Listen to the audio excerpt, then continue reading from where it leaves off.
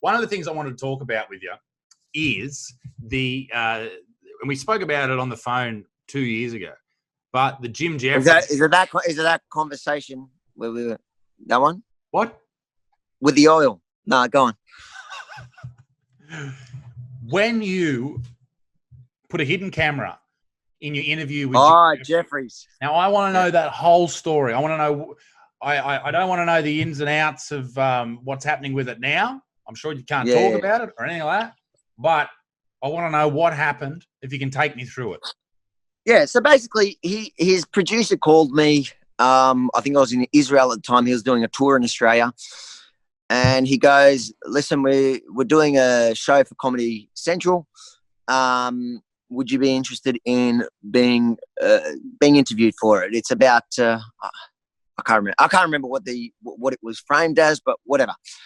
And I go to him, I'm cool to do it, but I did notice there was a couple of people that I wouldn't want to be associated with within the context of we're aligned together. I've noticed that online they're posting that that you've approached them. So if you're having them on the show, cool, I've got no problems, but I don't want to be put together and portrayed together with them.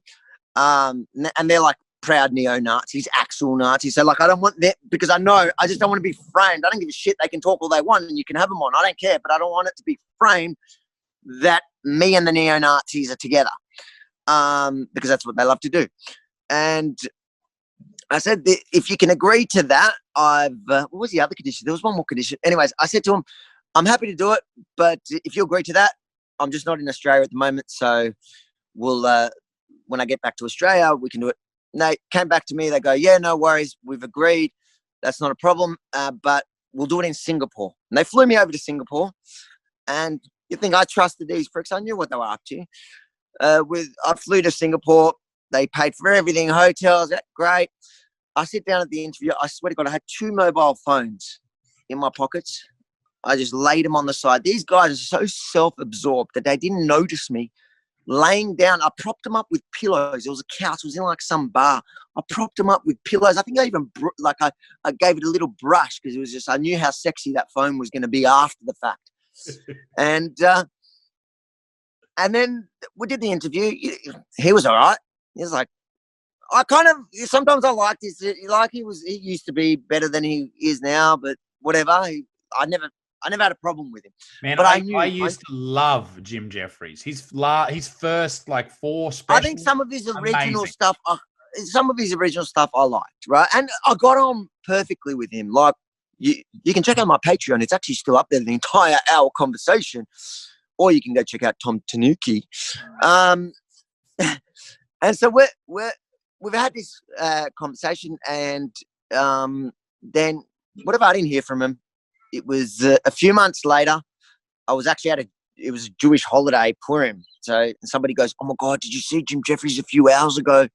It was right after the Christchurch massacre. He's basically put me in as this extremist, chopped everything up, put certain questions with other answers, and made it look like I'm a total fuckwit. Somebody I would hate.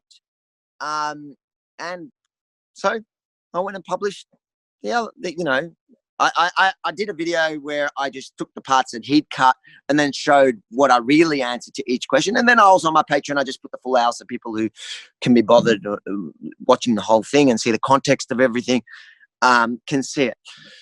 And then I came back to the show. It was quite fun because they've ignored it. They've never answered it. It's still up on their sites. They never apologized for, you can say it's a comedy show, but there are a lot of people that get their news from those, it's just like The Project. You can call it a comedy show to avoid any accountability. But the fact is that a lot of millennials get their news from The Project, and same as Jim Jefferies. And so then I decided with a mutual friend, Sydney Watson, we're going to head to America and we're going to track him down and have a conversation. Right. And when I got to the States, well, Sydney's she's an American citizen. So we got to America. We arrived there. The FBI were waiting for me. Really? They'd been Yeah, they'd been tipped off about a potential terrorist entering the States, coming to conduct. They were actually all right guys. It was a man and a woman, and we had a conversation. They like we got on. It wasn't bad, but and they cleared me of the terrorism charges, which is quite offensive. Yeah. I don't know. I thought it would be fun to be, under. Anyways, but what ended up happening is it triggered as soon as you get into that kind of situation, it triggers a double check of your visa waiver. And I'd been on the visa waiver 6 months earlier. I'd been on it. In fact, the head of immigration there, she was a massive fan of mine, and she was like, "Bro, I love your work. I really want you to get Jim Jefferies." The problem is that years before that, I had been rejected a visa, and so I had to. So about 15 years ago, and so technically you can't use a visa waiver then. Even though 6 months ago on that same visa waiver, I was I'd got in there.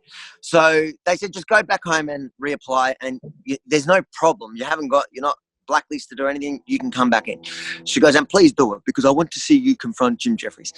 And then, so I went back home, whatever. So we started legal things there as well, because there's a bit of a problem when there's actual laws around giving false police complaints, claiming that I'm a terrorist is in itself questionable, but they are massive companies, so it's another whole thing. But Jim Jefferies' show has since been pulled. Yeah. I did go to Israel to confront him as well, because I have Israeli citizenship and they ain't deporting me there.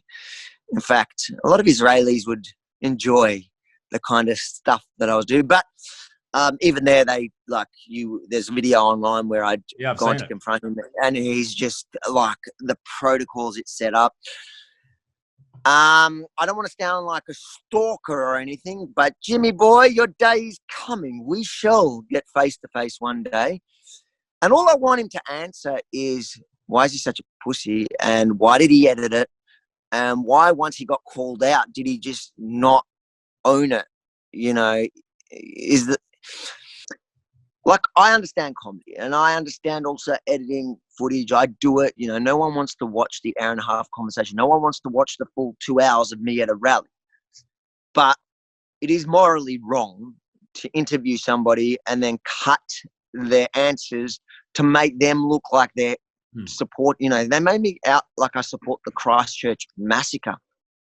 Yes. I may have issues with Islamic ideology, points within Islam, and I think if you don't say it's Islam and you actually talked about these issues, everybody would agree, or anybody with any sort of moral compass would agree. But to paint me as somebody that supports the idea of going into a mosque and shooting up and killing innocent people, that's vile. In fact, I condemned it at the time. I think that's mental. You're a bad person. I don't know how you can do that.